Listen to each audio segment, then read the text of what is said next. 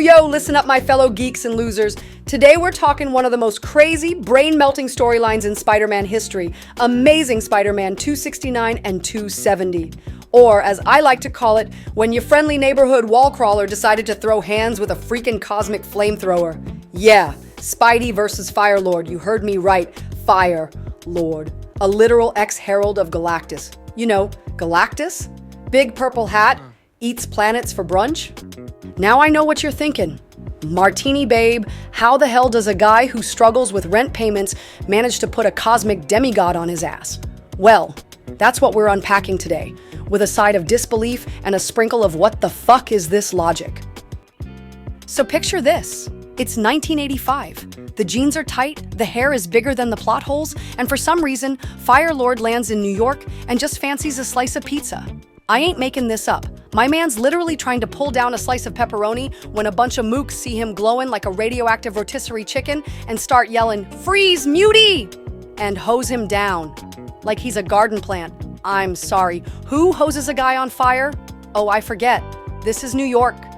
Anyway, this sparks a rampage, obviously, and guess who has to clean it up? Yep, Spidey. He doesn't have the Avengers or the X-Men's number, and the Fantastic Four are out of town. Peter decides he's gonna solo this. Real main character energy moment. At one point, he says to himself, I should call the heavy hitters. Heck, I'd even settle for Power Pack right now.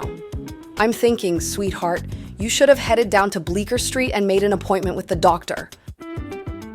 But no! He goes full Looney Tunes, leads FIRELORD through subways, down alleys, takes him on a tour of New York like it's freaking Times Square on New Year's Eve, and nothing works. This dude is still burning hotter than my ex's mixtape. At one point, he leads FIRELORD into an abandoned building that's about to get demolished and asks the construction guys to blow the building on his count. New Yorkers stick together, especially when it comes to tourists that piss us off. And one of the workers hits the detonator and drops the building on his ass after Spidey jumps out. But the typical Spidey luck cashes in, and FIRELORD brushes that shit off like it ain't no thing but a chicken wing at Burger King. And then, when all else fails, Peter just has enough and goes ghetto and beats FIRELORD's ass like he owed him lunch money. And it works. No gadgets, no secret plan, just pure uncut Queen Street brawling. Then finally, like in most action movies when the hero saves the day, the Avengers show up like, you good? And caps all, looks like you did pretty well. Pretty well? Bro just clobbered a space god with his fists Mike Tyson style, dude. Now look, I know what you're thinking. That don't make sense. And you'd be right. This is like if a Chihuahua took out a T-Rex with a bitch slap. But here's the thing. It's written so well, you want to believe it. The pacing gets a chef's kiss.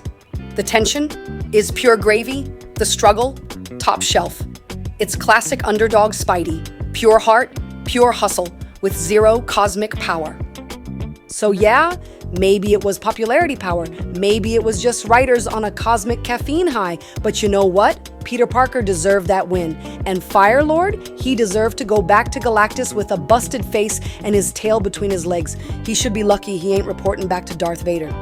Anyway, that's my hot take. What do you think? Underdog triumph or comic book nonsense? Hit me up in the comments.